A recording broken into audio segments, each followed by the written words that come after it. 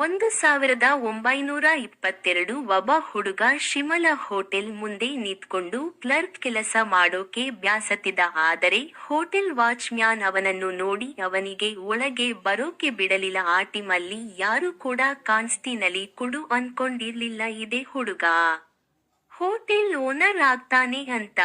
ಈ ಕತೆ DOBEROL story. 1898ರಲ್ಲಿ ಪಂಜಾಬ್ನಲ್ಲಿ ಹುಟ್ಟಿದ ಮೋಹನ್ ಸಿಂಗ್ ಅವರು 6 ಮಂತ್ನಲ್ಲಿ ತನ್ನ ತಂದೆ ಕಳಕೊಂಡರು. ಆದ್ರೆ ಮೋಹನ್ ಅವರ ತಾಯಿ ಅವರಿಗೆ ಉಡ್ಸಿದ್ರು. 16 ವಯಸ್ಸಿನಲ್ಲಿ ಅವರು ಲಹೋರ್ ಹೋಗಿ ಟ್ಯಾಫ್ ಕಾಲೇಜ್ ಜಾಯಿನ್ ಆದ್ರು.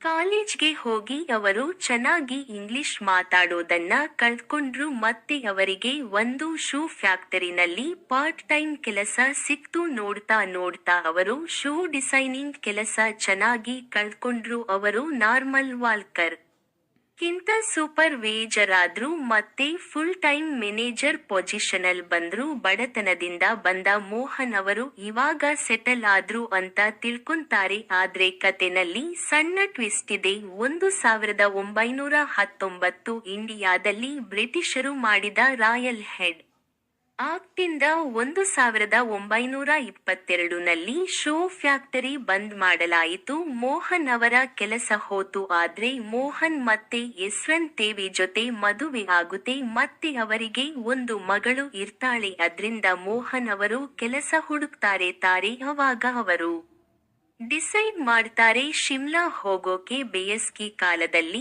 ಶಿಮ್ಲಾ ಬ್ರಿಟಿಷರ ಕ್ಯಾಪಿಟಲ್ ಆಗ್ತಿತ್ತು. ಅದ್ರಿಂದ ಎಲ್ಲಿ ಐರ್ಯಾಂಕಿಂಗ್ ಅಫಿಷಿಯಲ್ ಟ್ರಾವೆಲ್ಸ್ ಬರದು ಹೋಗದು ಇರ್ತಿತ್ತು. ಆದ್ರೆ ಮೋಹನ್ ಅವರು ಮೊದಲ ಜಾಬ್ ಇಂಟರ್ವ್ಯೂನಲ್ಲಿ ರಿಜೆಕ್ಟ್ ಆದರೂ ಅವರು ಬೇಜಾರಿಂದ ಹೋಗ್ತಿದ್ರಿ. ಆದ್ರೆ ಅವರು ಮುಂದೆ ಒಂದು ಬಿಲ್ಡಿಂಗ್ ಇತ್ತು. ಅವರ ಮುಂದ್ ಶಿಮ್ಲಾ ತೋಟ್ ಸೆಸಲ್ ಹೋಟೆಲ್ ಮುಂದೆ ನಿಂತಿದ್ರು. ಮೋಹನ್ ಅವರು ಅಲ್ಲಿ ಹೈ ಪ್ರೊಫೈಲ್ ಗೇಟ್ಸ್ ನೋಡಿದ್ರು. ಅವರು ಅವಾಗ ಅನ್ಕೊಂಡ್ರು ಸೆಸಲ್ ಹೋಟೆಲ್ ನಲ್ಲಿ ಕೆಲಸ ಸಿಗೋ ತನಕ ಶಿಮ್ಲಾ ಬಿಡಲ್ಲ ಅಂತ. ಫುಲ್ ವಿಡಿಯೋ ಬೇಕು ಅಂದ್ರೆ ಕಾಮೆಂಟ್ ಮಾಡಿ.